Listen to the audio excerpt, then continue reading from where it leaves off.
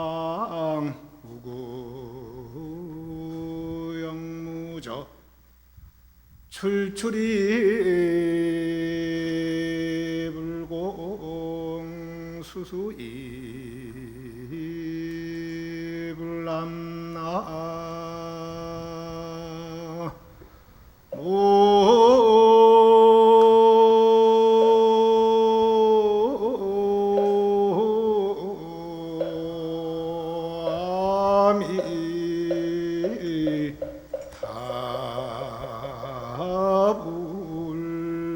아미타불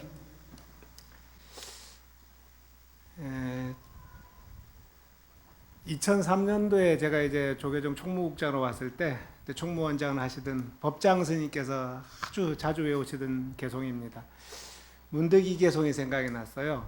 이 개송은 뭐 미륵보살님 개송이라고도 하고 또 이제 포대화상의 개송이라고 하고 우리 절에 가보거나 이 조계산이 있는지 모르겠는데 큰 뚱뚱한 포대화상 있죠. 자루 메고 있고 아이들이 있고 제가 중국에서는 역사적으로는 이제 포대화상이라고 하고 또 이제 또 포대화상을 내서 미륵보살이라 이렇게 표현하기도 합니다. 늘 자루를 하나 쥐고 다니는데 아이들한테 뭐 먹을 거나 장난감도 줘도 끝없이 나와요. 그 보따리에서는. 그리고 뭐 보이는 대로 집어넣어. 쓰레기든지 뭐든지 불필요한 거든지. 그래서 그 자루가 신통방통한 자루라서 하여튼 입구를 열면 뭐든지 기어 나오고 또 바닥이 없어갖고 집어넣어도 뭐든지 다 들어가요. 뭐 오만 번뇌 근심 걱정들도 들어가는 것 같아요. 아유일발랑이라 발랑은 원래 스님들 이 바루를 놓고 다니는 배낭을 발랑 그러거든요. 배낭이란 말도 등배자에다가 그 보자기 낭자 쓰는 거니까 등에 지는 배낭이다 그래갖고 발랑이나 배낭이나 같은 말입니다. 원래 불교 말이라고 보면 돼요. 영어로는 백팩 그러죠. 그래서 나한테 배낭이 하나 있으니 발랑이 하나 있으니 입구도 없고 바닥도 없다. 꺼내도 바닥에 드러나지 않게끔 뭐든지 들어있고 담고 담아도 넘치지가 않는다. 가끔씩 여행을 갈 때마다 짐을 챙깁니다. 우리 스님들이 의외로 짐이 많아요. 가사장산만 해도 한 보따리고 승복 한 벌만 더 챙기면 애지간한 요 조그만 가방은 꽉 차버립니다. 근데 막상 들고 가면 또 뭐 이렇게 옷 입을 일도 별로 없어요. 그 외국에 가거나 하면 성지순례 가면 열흘 가면 하루에 한 번 정도씩만 이제 옷 입고 또 승복 갈아입고 이렇게 하는데 그걸 바리바리 싸갖고 가요. 근데 쌀 때마다 뭐가 빠진 거 없나. 또 가갖고는 필요해서 찾아보면 또 꼭 필요한 건 또 없어요. 여기 있는 분들도 성지순례 가거나 여행 가면 그러죠. 짐 챙길 때 보면 한 보따리 챙겨. 근데 가보면 막상 쓸 게 없어. 입어야 될 옷도 없고 꼭 필요한 건 없고 보따리는 많아요. 우리 중생들 보따리가 그렇습니다. 꺼내다 보면 금방 바닥이 드러나. 뭐 좀 집어넣다 보면 아직 넣어야 될 건 산더미 같은데 못 집어넣었어. 그래서 갈 때마다 가방이 커져요. 처음에는 요만한 가방, 이만한 가방 점점 커져. 그래서 남편이나 아들이 보고는 이민 가시는 겁니까? 하고 물어봐. 그죠? 근데 이 법장 스님께서는 여행 가실 때 진짜 조그만한 배낭 하나 갖고 오셨어요. 양말 한 3켤레 넣고 가셔요. 근데 다 떨어진 거야. 하루 신으면 구멍 나서 버리고 이틀 신으면 한번 빨아서 말려서 또 신고 옷도 속옷만 딱 갖고 가요. 겉옷은 안 갖고 가서 한 일주일 정도 그냥 한 벌로 그냥 계셔요. 승복이 회색인 게 왜 좋은 줄 아는가? 때도 안 타고 좀 젖어도 표도 안 나고 그래서 회색이라서 이게 수행자가 이렇게 딱 좋은 옷인데 뭘 2벌 3벌씩 갖고 가는가? 그래도 스님 그 지위도 있고 여러 사람 만나려면 옷이 깔끔해야죠. 괜찮아 뭐 묻으면 물수건으로 빡빡 씌우면 금방 잘 지워져. 그러시거든요. 저는 그걸 아직도 그게 잘 안 돼요. 보면 승복도 항상 여유를 한 벌 더 넣어가야 되고 속옷도 한 벌 더 넣어 갖고 가야 되고 양말도 하나 더 여유 있게 3박 4일 가면 5개 갖고 가요. 바보 같아. 갔다 오면 늘 저녁에 빨아서 그 다음날 다시 또 갈아입고 갈아 신고 해갖고 사실은 이제 반도 안 입거든요. 근데 걱정스러워서 이렇게 가요. 보면 큰 스님의 어떤 살림살이와 아직까지 이게 좀 덜 익은 사람의 살림살이가 구분되는 것 같아요. 제가 94년, 95년 여행을 다닐 때 그 여행 다닌 친구 중에 하나 그런 말을 했거든요. 여행 다니는 사람은 하루 종일 메고 다녀도 될 만한 짐을 갖고 가는 게 좋다. 하루 종일. 끌고 다니는 것도 마찬가지. 하루 종일 끌고 다녀도 안 피곤한 짐을 갖고 다니지 여행 다니는 사람답다 하는 거예요. 여기 우리 불자님들 여행하고 관광하고 구별할 줄 아세요? 혹시? 뭐 그게 그거 아니야, 그죠? 그죠? 관광은 가이드가 오라는 대로 가고 먹으라는 데서 먹고 자라는 데서 자고 사진 찍으라는 데서 사진 찍고 가이드 시키는 대로 하는 게 관광이에요. 여행은 내가 하고 싶은 대로 하는 게 여행이야. 내가 가고 싶은 데 가고 내가 먹고 싶은 데서 먹고 내가 자고 싶은 데서 자고. 좀 힘들죠? 예약도 하고 계획도 하고 해야 되니까. 근데 우리 인생은 여행이라 그러잖아요. 인생.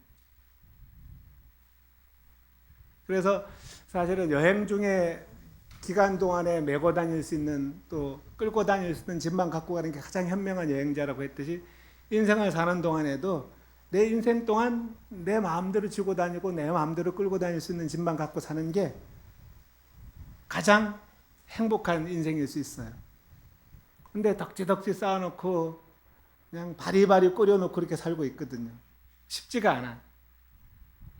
그래서 저는 가끔 이 개성을 외웁니다. 아유일발랑 나한테 하나의 배낭이 있으니 무구영무자라 입구도 없고 바닥도 없다.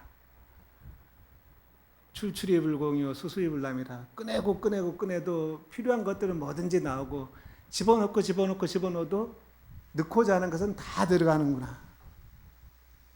이게 아마 보살의 마음일 겁니다. 미륵보살의 마음이고 또 포대화상의 마음이고 중생들에게 원하는 건 다 꺼내주고 싶은, 자식들한테 뭐든지 다 주고 싶은 엄마의 마음, 부모의 마음, 아빠의 마음. 또 세상에 필요 없다고 하는 것들은 내가 다 그냥 집어넣어서 이렇게 챙겨줄 수 있는 것들, 쟁여줄 수 있는 것들. 수행하는 삶이나 보살의 삶이 그렇게 이 세상의 번잡함을 갖다가 피하고 그 번잡함을 피하는 지혜를 찾아내는 데 있어요. 보살이나 큰 스님들은 중생들을 대신해서 짐을 져주고 그냥 가볍게 불교를 믿고 수행하는 사람들은 자기 스스로 한 몸을 갖다 건사할 수 있을 만한 그 수행법이 바로 이 개성에서 묻어나는 것 같아요. 그리고 제가 이제 지금은 그만뒀습니다만은 부석사, 서산 부석사 주지를 16년 하면서 가장 많이 외웠던 개성이, 여러분들 요즘 한글 천수경 외우죠? 그래도 한문 천수경 기억나시죠? 도량청정무하에 삼부철룡강차지 악음지 송묘진원 원사자비 밀가후. 나오죠. 도량청정무하에라. 도량이 청정해서 더러움이 없으면 삼보철룡이 이 도량에 내려오시네. 삼보, 불법성 삼보와 철룡 팔부신중 이 도량이 내려온다는 얘기. 이 도량을 수호한다는 얘기. 그래서 늘 도량이 깨끗해야 돼요. 학교에는 교장 선생님이 아이들한테 청소부로 오인받을 때도 있어요. 늘 교장 선생님은 뒷짐 짚고 다니다 휴지도 줍고 쓰레기도 줍고 했고 들고 다니니까 아이들이 교장 선생님 뭐 하는 사람? 그러면 청소하는 사람이요 그래요. 근데 왜 청소를 하겠어요? 교장 선생님 눈에 보여, 그게. 더러운 게. 남편이나 아들, 딸 눈에는 집에 들어온 게 하나도 안 보여. 엄마 눈에만 보여. 그래서 맨날 엄마가 빗자루 들고 다니고 걸레 들고 다니고 청소를 하는 거예요. 왜? 내 집이라고 생각하니까. 내가 가꾸고 단돌이 해야 될 거라고 생각하니까. 교장 선생님도 그렇고 주지 스님도 그래요. 그냥 저 멀리 100m 밖에 있는 껌종이 하나도 눈에 띄어요. 이 도량을 내가 깨끗하게 유지하고 싶어서. 그래야지 삼보에 부처님께 부끄럽지 아니하고 철룡 팔부신중이 이 도량을 옹호해주고 불자들을 지켜줄 줄 아니까. 저도 참 많이 그러고 다녔어요. 근데 주지내 놓으니까 마음이 편해. 근데 주지하던 습관이 있어서 그런지 그래도 쓰레기는 눈에 보여요. 그래서 제가 지금 수덕사에 이제 그냥 살고 있는데 그 오고 가면서 가서 하나씩 주워다가 버리고 손에다 이게 휴지나 쓰레기를 갖다 들고 다닐 때가 있어요. 특히 초파일 지나고 나니까 뭐 케이블 타이라 그러나요? 뭐 묶어놨던 끈이 그게 조각조각 바닥에 많이 떨어져 있어요. 빗자루로 쓸어도 안 돼갖고 빗자루질 한번 하고 다니면서 이렇게 또 하나씩 주워서 버리고 하거든요. 일단 내 마음이 편하고 도량이 깨끗하니까. 또 불보살님이 이렇게 기쁘게 계신다는데 그걸 왜 안 하겠어요? 그래서 이제 도량청정무화의 삼보천룡강차지다. 그 바깥으로 도량이 깨끗해야 되는 것도 있고 안으로도 도량이 깨끗해야 돼요. 내 마음속에 탐진치 삼독번 내가 치성하면 겉으로도 그 나쁜 기운이 뿜어져 나옵니다. 왜 주는 거 없이 미운 사람 있다 그러잖아요. 주는 거 없이 미운데 하는 짓이 미워.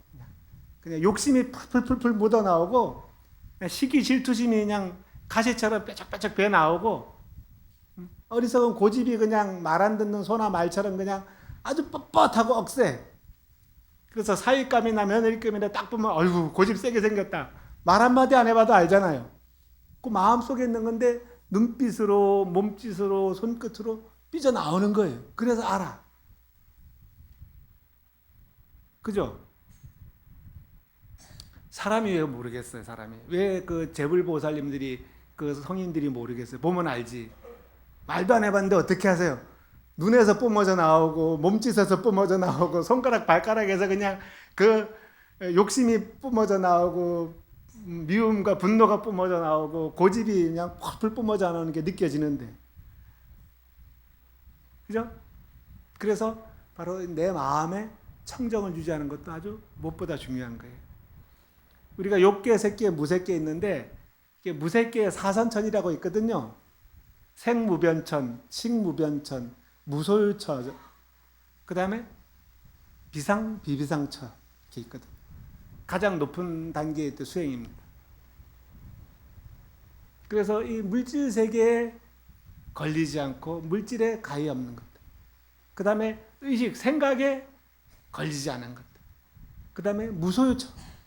그 법정스님의 무소유가 유명하지 않습니까? 그 무소유라는 게 우리 욕계, 색계, 무색계에서 무색계의 최고 높은 단계 중에서 세 번째 들어가는 거예요. 그 다음에 비상, 비비상처럼 생각도 아니고 생각 아닌 것도 아니다.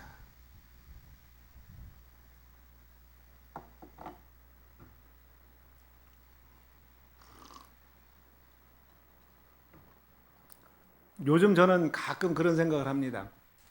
아, 이게 절에 살지 말고 그냥 산에 살까? 절에 사는 거하고 산에 사는 거하고 뭐가 다른 것 같아요?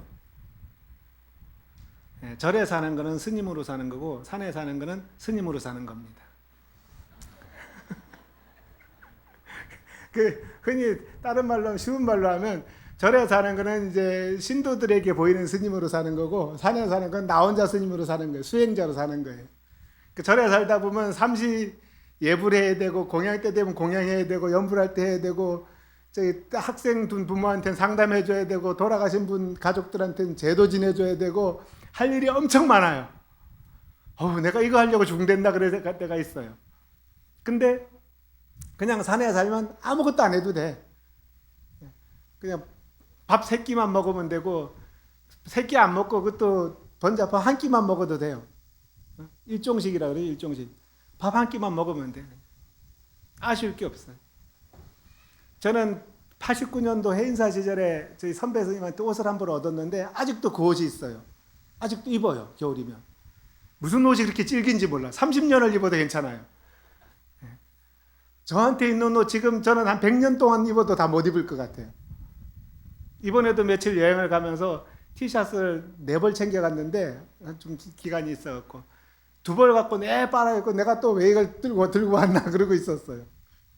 그래서 올해 또 봄에도 그렇고 여름에도 그렇고 우리 신도에 제가 수덕사 불교대학장을 맡고 있는데 불교대학 동문회장님이 스님 여름에 시원한 티셔츠 한 벌 사주겠습니다 했고 한 벌 사갖고 오셨기에 입었더니 갈아입어야 되는 거 아니에요? 딴 거 많이 있어요. 안 갖고도 되겠대. 뒤에 또 한 벌 또 사무실로 보냈어요. 불교사 연구소로. 그랬고 또 번뇌가 더해졌습니다. 절대 안 하셔도 됩니다. 그런데 옷이 질겨요. 아시죠? 여자분들은 옷장 열면 옷이 수두룩한데 입을 옷이 없고, 남자분들은 옷장 열면 옷 한 벌밖에 없는데 그것만 입으면 돼. 우리 스님들이 남자들 사는 거랑 다름없어요. 그냥 한 벌만 있어도 그것만 입으면 돼요. 그냥 중생 삶이 그렇거든요. 제가 출가할 때 속옷 2벌씩 갖고 왔습니다. 아래 속옷 2벌, 위 속옷 2벌 갖고 왔는데 그게 1년 반을 입더라고요. 그 2벌을. 그래서 속옷 질긴 줄 그때 알았어요. 아주 질겨요. 양말도 무지하게 질기고.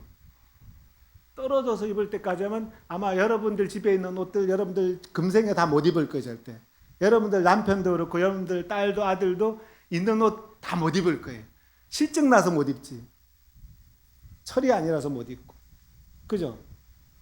그래서 많은 경전에 이르기를 지족이 제일 부라 그런 거예요. 만족할 줄 아는 게 가장 부유하다.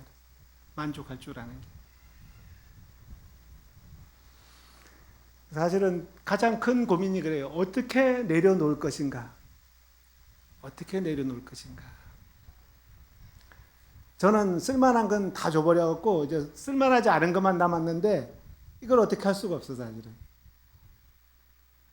저는 사실은 아래 위 승복이 맞는 게 거의 없습니다. 제가 절에 30년 넘게 살고 승복이 꽤 많았는데 쓸만한 건 제 상자들도 주고 또 사제들도 주고 주다 보니까 별로 쓸만한 건 없어요. 근데 아래 위 짝이 안 맞는 것들은 다 제가 입고 있어요.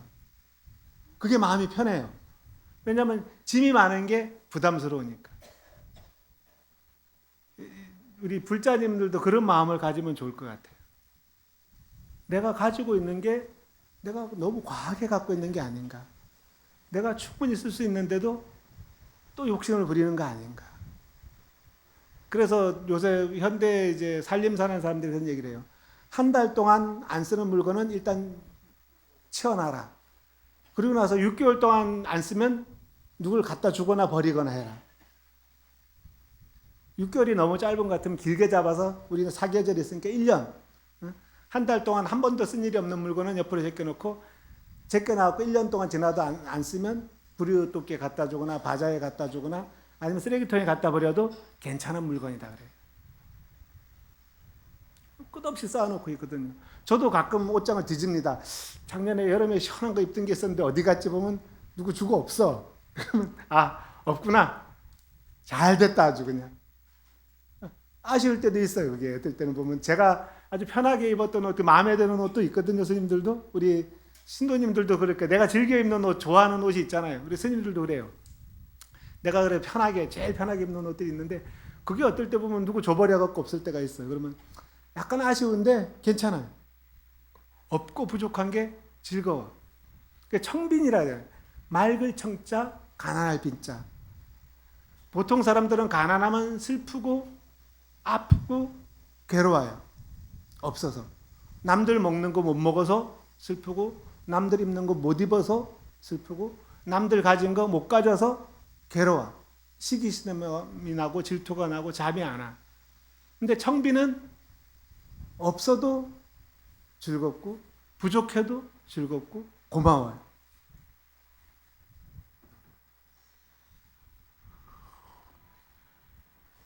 그래서 사실 저는 이제 절에서 그만 살고 산에서 살고 싶다 그런 생각을 하는 게 뭐냐면 너무 번잡하다 세상 사는 게.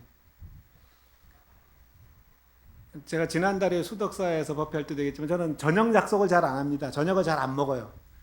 혹가다 우리 조계사 신도님들 저 봤을지 모르는데 저녁 때 제가 퇴근하다 여기 앞에 가면 옥수수 파는 데 있거든요. 가끔 옥수수 사갖고 갑니다. 2개에 3,000원 받아요. 그럼 그거 사다가 저녁에 하나 먹고 아침에 하나 먹고 아침에 물론 뭐 그 차도 끓여 마시고 이제 음료수나 과일도 몇 조각 먹긴 합니다만 아침 저녁을 이렇게 가볍게 먹거든요. 그 저녁 약속을 하게 되면 그게 우리 속가에 있는 분들이든지 스님이든지 하면 무겁게 먹어요. 1시간 정도 뭐 이것저것 그 뭐 볶은 것도 있고 구운 것도 있고 찐 것도 있고 했고 무거워서 저녁을 거의 안 먹습니다. 그 주경스님은 서울 살면서 정치도 하고 일도 하고 사람도 만나야 될 건데 저녁을 안 먹으면 뭘 하겠다는 거냐? 그거야 속가에 사는 사람이 정치도 하고 사업도 하고 하는 거지 절에 사는 스님이 뭘 하겠냐? 그러니까 난 저녁 거의 우리 도반 스님들이나 아는 사람들이 주경스님 원래 저녁 안 먹는 거라고 찍혀 있어요. 그래서 그래도 가끔 제가 칼국수나 콩국수 정도는 저녁에 먹을 수 있으니까 한 번씩 먹자 그러자 이렇게 얘기를 하거든요. 그거 번잡스러워요. 밥을 먹는 것도 번잡스럽고 어떨 때는 밥 먹으면서 쓸데없는 얘기하는 것도 번잡스러워.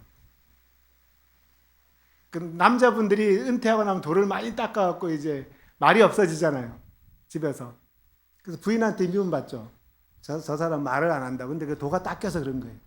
우리 남편이 내 생에는 출가를 하려나 보다 이렇게 생각하셔야지 저 인간이 입을 저렇게 들어맞고 있냐 이렇게 할 건 아닌 것 같아요 보면.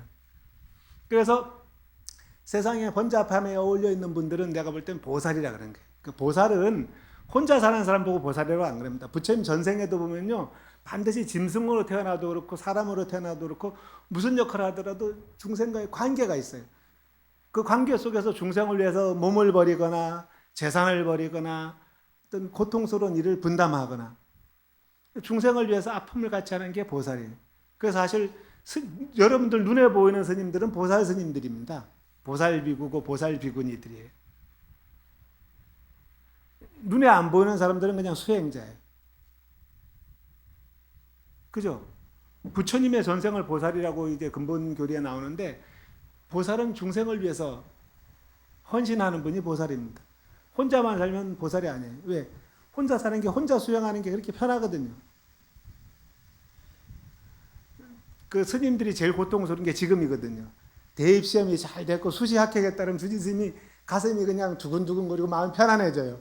근데 수시 뚝 떨어졌다 그러고 정시까지 가야 된다 그러면 기도 스님부터 벌써 아주 마음이 무거워져. 축원하면서 제발 좀 좋은 데 갔으면. 그죠? 신도들을 위해서 중생들을 위해서 헌신하는 그 수행자들이 보살이고 자기 수행만 하는 사람들은 보이지도 들리지도 않아요. 그냥 다만 그렇게 있을 뿐이에요. 그래서 저는 한 30년 넘게 절에 살면서 내 이렇게 법회하고 내 기도하고 내 축원하고 내 상담하고 이렇게 해왔던 것 같아요. 그래서 이제 좀 나도 은퇴하고 좀 조용히 좀 살면 안 되나 그런 생각이 들 때가 있는데 그럴 때마다 어른 스님들이 주경스님 아직 젊은데 왜 그런 소리 하냐 그래요. 근데 사회에서는 한 30년 하면 은퇴하죠. 그죠? 저도 대학 졸업하고 86년부터 지금까지 한 33년 정도 된 것 같아요.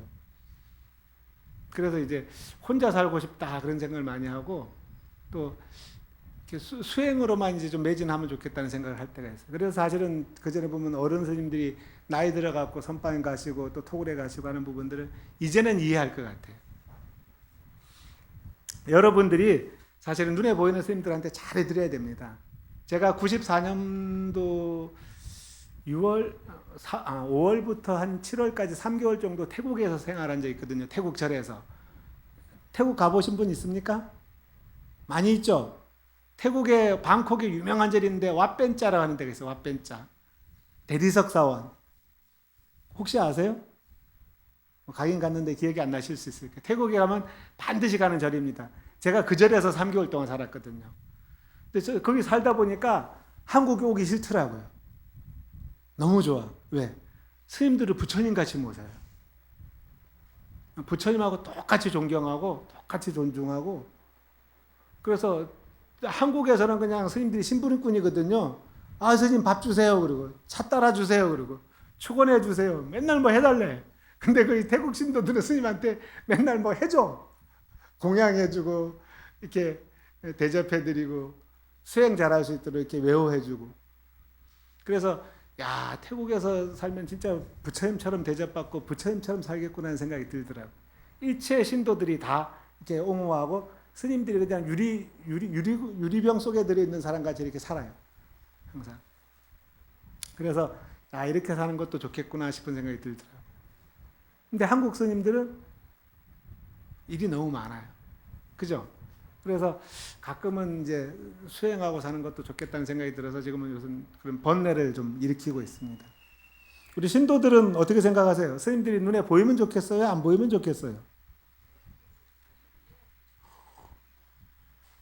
보여야 좋죠? 예. 그래서 눈에 보이는 스님들이 귀한 스님들이에요. 사실은. 근데 저는 그런 생각을 할 때가 있었거든. 성철 스님을 제가 해인사에서 모시고 살았는데, 이제 그 계실 때 89년도에 제가 해인사 선방에 갔었고 성철 스님께서 93년도에 입적하신 걸로 제 기억을 하고 있어요. 그러니까 해인사 승가대학 4년 동안 이제 항상 철마다 성철 스님을 뵙고 또 가까이서 법문도 듣고 또 어떨 때는 스님한테 가서 또 묻기도 하고 그런 또 화두도 받고 했었거든요. 그때는 저 큰 스님이 왜 도시에 나가갖고 법문 안 하고 포교 안 하고 계시지 막 그렇게 아쉬움이 있었거든요.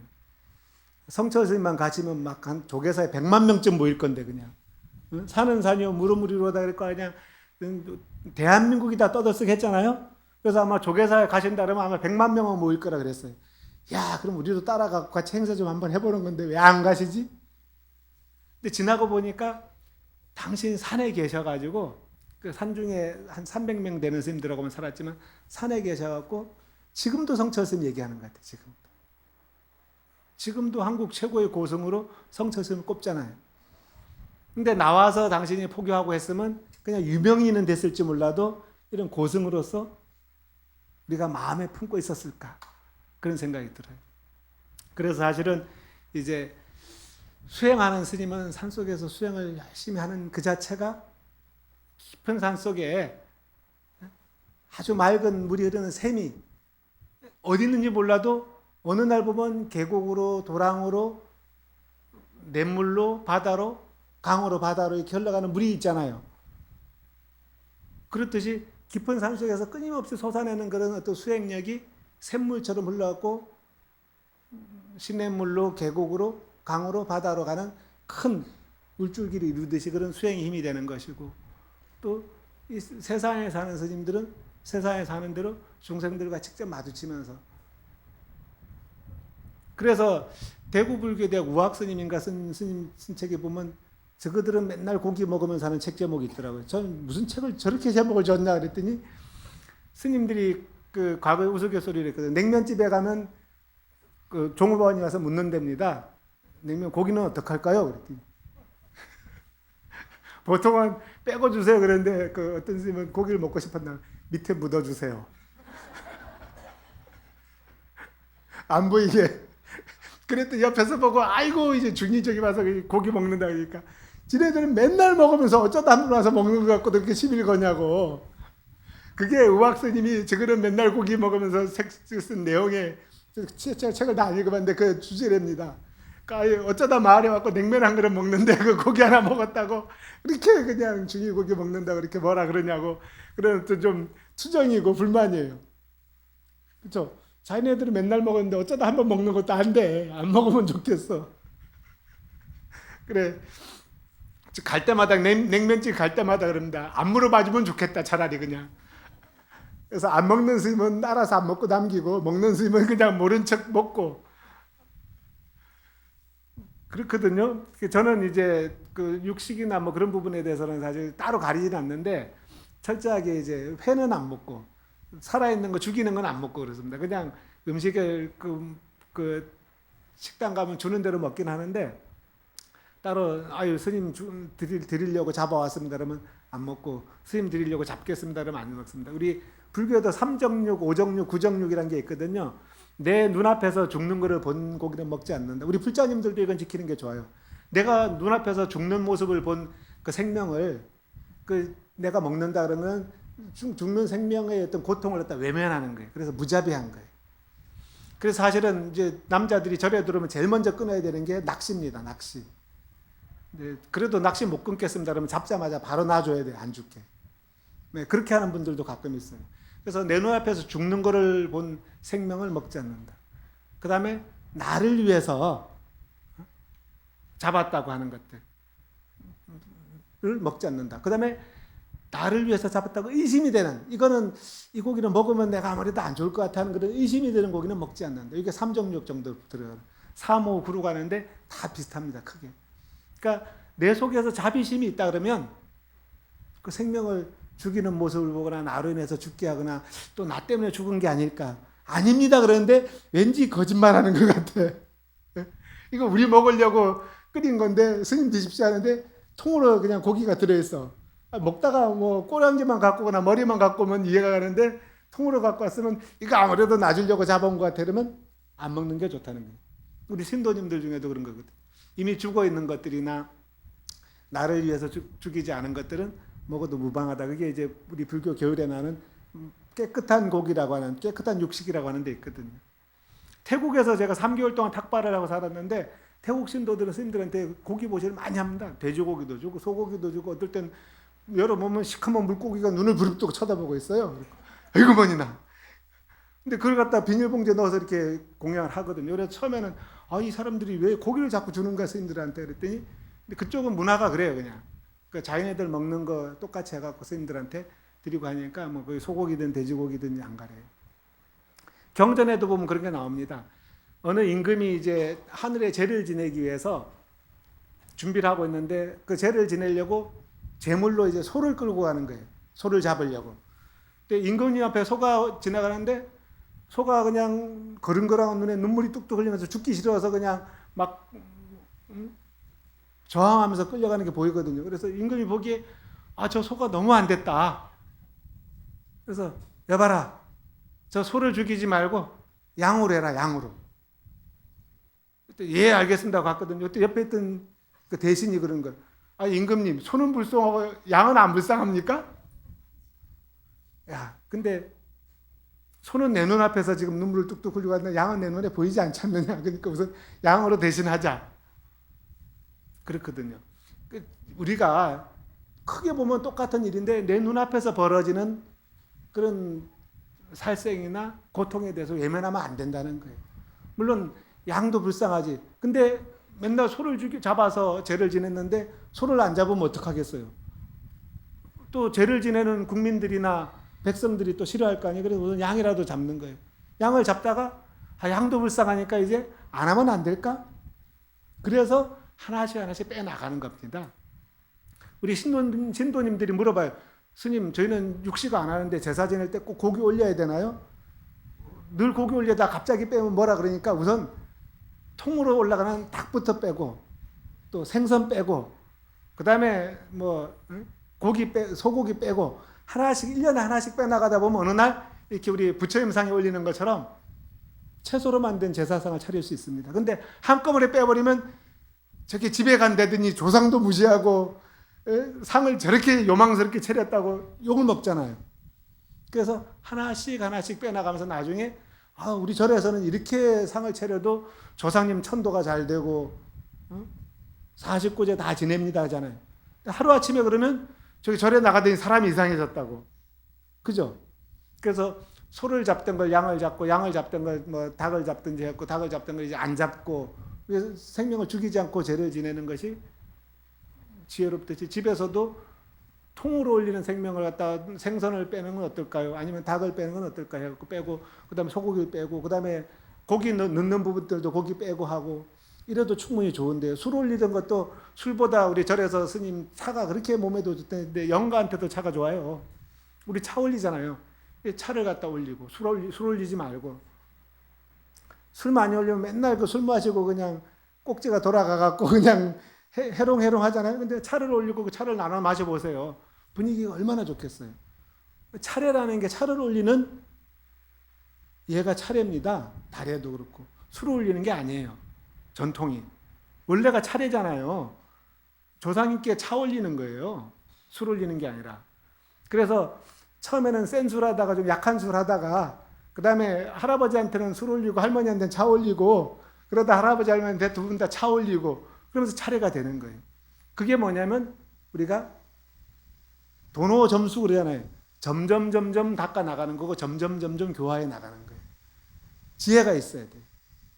어느 날 갑자기 획 돌아서면 저 사람이 얼마 못 살고 죽을래나 갑다. 갑자기 사람이 변했다 그랬대잖아요. 그래서 그런 지혜가 필요하고 그런 기다림이 필요하고 그런 아량이 필요한 겁니다. 그래서 사실 불자들은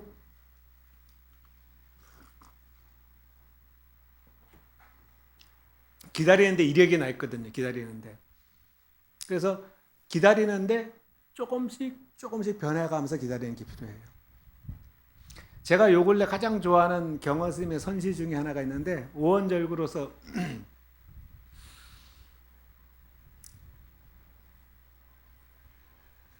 그 참선하는 거에 대한 내용입니다. 저도 후상수면 상수면 수액앵무사 수액앵무사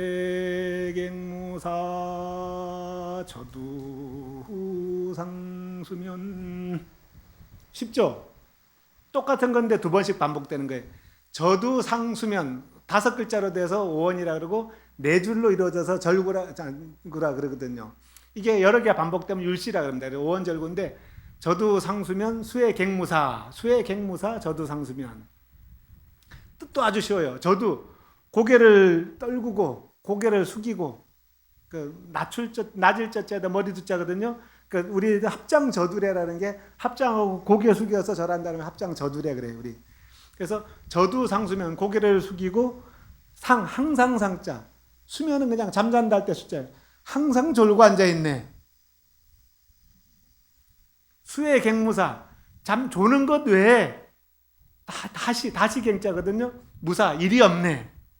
수액앵무사 앉아 조는 것 외에 아무 일이 없구나. 저두상수면 고개를 떨구고 항상 졸고 있네. 경허 스님이 쓰신데 너무 좋아요. 그죠? 왜 싱글싱글 웃어요? 저기 칠불암에 가면 그 칠불 아짜방이 유명하잖아요. 칠불 아짜방에 가면 스님들 수행하는 모습이 여러 가지가 있거든요.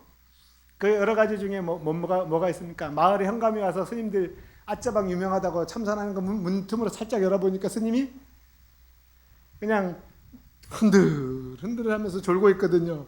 근데 주인 스님한테 저 스님은 무슨 참선을 저렇게 앉아서 흔들하고 졸고 있습니까? 그랬더니 춘풍양유관입니다 그러거든요.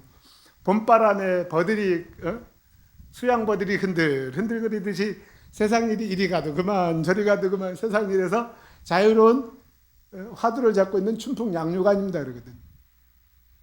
또 어떤 사람은 앉아서 그냥 밥을 많이 먹고 방구를 뻥 끼었다.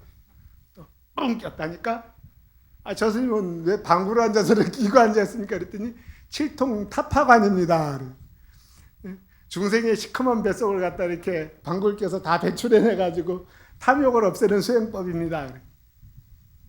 또 어떤 스님은 그냥 두 손을 짚고 입을 떡 벌리고 졸고 있거든요. 저런 모습도 가지가지. 저 스님은 뭔데 저렇게 입을 떡 벌리고 하늘을 향해서 고개를 들고 졸고 있습니다 했더니 앙천 성숙관입니다. 그래. 하늘을 쳐다보면서 별자리를 관찰하는 수행법입니다. 그래. 변명도 좋아? 그래서 마을원님이 순 엉터리 같은 소리 하고 있다고 스님들이 말이야 절에서 시집밥 얻어먹고 앉아서 잠만 자고 졸고 있으면서 변명만 하죠. 입이 번들하게 변명만 잘한다고. 그래서 이제 마을원님이 그 자리에서는 그래도 절이니까 뭐라고 못하고 내려가갖고 주지스님을 불렀어요. 스님들 다 와가지고 도 닦은 거 한번 도력을 한번 보자고. 무슨 도력 시험이냐 할 때 목말을 한 마리 나무로 말을 만들어 놓고 저 말을 타고 한번 신통을 보여보라 그런 거예요. 그러니까 스님들이 아차한 거죠. 아이고 내가 괜히 앉아서 방구나 끼고 졸고 앉았다가 큰일을 당하는구나. 그런데 동자 하나가 나오더니 아유 스님 제가 해보겠습니다 그러더니 말을 타고 이리야 그러니까 그 목마가 그냥 하늘을 붕 떠서 휙 날아가 버리거든요. 그래서 그 하동 군수가 현감이 깜짝 놀라서 야 이 스님들이 그냥 앉아서 방구 끼고 앉아있는 게 아니고 흔들흔들 졸고 있는 게 아니고 입을 떡 벌리고 조는 게 아니구나. 그래서 칠불 아짜방에 그 문수보살, 그 동자가 문수보살이 이제 화연에서 나타났다 얘기했거든요. 그래서 문수보살의 가피가 있는 칠불 아짜방 얘기가 있거든요. 7분의 부처님이 나왔다 그래서 칠불사 아니에요. 그래서 경호 스님의 이 개송을 들으면서 딱 그 생각이 나더라고요. 저도 상수면 고개를 떨구고 졸고 있구나. 뭐예요? 앉아서 졸고 있는 것 같지만 그게 수행하는 모습이에요. 수액앵무사 졸고 앉아 있는 거 왜 무슨 다른 일이 있겠느냐? 나가서 돈 벌겠다고 바득바득 애를 쓸 건가? 술 마신다고 그럴 건가? 바람 핀다고 그럴 건가? 선방에 앉아서 이렇게 졸고 앉아 있는 게 그냥 고개 떨구고 졸고 있는 건데 그거 외에 따로 일이 없다는 거예요. 제 도반 중에는 93년도에 행사 강원 졸업하고 지금까지 30년 가까이 이렇게 선방만 다니는 스님이 있는데 그 스님이 그래요. 주경 스님 나는 앉아서 졸음이 안 와. 아이고 스님 훌륭하십니다. 근데 죽겠어. 왜요? 졸음이 안 오니까 무릎도 끊어질 듯 아프고 허리도 그 사람이 60이 좀 넘었거든요. 저보다 나이가 많았고 허리도 끊어질 듯 아픈데 졸고 앉아 있는 사람 보면 배가 아파 죽겠대. 어쩜 저렇게 잘 졸고 있을까? 잘 조는 것만큼 수행 잘하는 게 없대요. 졸고 앉아 있는 사람은 번뇌가 없다는 거예요. 졸 때 졸지만 또 정진할 때 잘 정진이 되는데 졸음이 안 오는 사람은 하루 종일 다리도 아프고 허리도 아프고 머릿속에는 망상이 가득 차고 속에서는 그냥 애간장이 끊어질 듯이 괴롭다는 거예요. 미칠 것 같다는 거예요. 그냥. 벌떡 일어나서 뛰어나가고 싶대요. 그래서 진짜 잘 조는 사람이 진짜 수행 잘하는 거다 얘기 들은 적이 있거든요. 나중에 기회가 되면 해인사에 보륜스님이라고 하는 스님이 있어요. 조는 게 수행 잘하는 것까 물어보면 그런 말 한 적이 있다 그럴 거예요. 내가 혹시나 주경 스님이 뻥치는 거 아니야 그럴까 봐 제가 얘기해 드리는 거예요. 그렇거든요. 경호 스님의 이 개성에도 나오거든요. 고개를 떨구고 선방에 앉아서 졸고 있는 것. 이 조는 거 외에 따로 할 일이 앉아서 그냥 맛있는 거 먹었으면 좋겠다. 예쁜 여자 만나서 장가 갔으면 좋겠다. 돈 좀 많이 벌어서 그냥 어디 좋은 집에 살았으면 좋겠다. 세상에서 출세 한번 해봤으면 좋겠다. 이 망상 피는 게 스님들이 할 게 아니잖아요. 그냥 앉아서 그냥 무견히 졸고 앉아 있는 거 외에 잡념 망상 없이 있는 게 그게 수행 말고 뭐가 돼 있겠어요. 제가 화엄경 강의를 1년 6개월째 하고 있는데 이제 금년 12월 달 되면 끝날 거예요. 수덕사에서. 1년이면 될 줄 알고 했는데 이제 1년 반인데 끝까지 가려고 그래요. 그분들한테 그런 얘기합니다. 화엄경 저도 처음 강의하면서 참 내가 이거 왜 시작했나 이렇게 고민했거든요. 근데 끝까지 가야지 하고 이제 마지막 입법 개품하고 있거든요. 그분들한테 그런 얘기들을 앉아서 들으면 알 것 같은데 일어나면 다 잊어버리고 법당 문 밖에 나가면 오늘 관자재 보살을 했던가 문수보살을 했던가 기억이 가물가물해도 그냥 앉아서 그냥 아무 생각 없이 법문 듣고 나가서 엄마 절에 가서 뭐 들었어요? 기억 안 난다? 괜찮아요. 그게 법문 듣는 거예요. 원래가 너무 기억해갖고 또렷또렷하면 그게 망상이 일어나는 거예요. 그래서 저도 상수면 수해객모사 저도 상수면 내가 절에 와서 30년 다녔는데도 왜 나는 영험이 없지? 다른 사람은 1년 됐는데도 집안에 영험이 됐고 부자가 되고 애들이 좋은 대학에 가고 출세 가고 그런데 난 30년 돼도 40년 돼도 별일이 없이 그냥 맨날 똑같아? 그게 기도 잘하는 거예요. 별일이 생기면 뒤에 큰 일이 따라옵니다. 좋은 일이 생기면 나쁜 일이 따라와요. 그저 그런 듯 그냥 절에 가서 그냥 아무것도 아닌 것 같은데 내가 매일매일 매달 이렇게 부처님한테 와서 기도할 수 있고 법문 들을 수 있는 게 기도 잘하는 거고 법문 잘 듣는 거고 소원 성취하는 거예요. 오늘 뭐 여러 가지로 우리 참 덥고 어려운 날 조계사 법당에 우리 불자님들이 꽉 찬 거 보니까 제가 이게 법회 오기 잘했다는 생각이 듭니다. 어쨌든 저도 좀 많이 아껴주시고 여러분들 앞에서 기도하는 스님들 소인 보는 스님들이 참 귀한 스님이고 귀한 스님 보살이라는 생각하시고 여러분들이 내가 절에 30년 40년 다녀도 내가 특이한 게 없다 그러면 그게 경호 스님이 앉아서 평생을 사신 것처럼 내가 평생 기도 잘하는 거다 생각하시면 오늘 법회 잘 마친 겁니다. 네, 다들 소원 성취하십시오.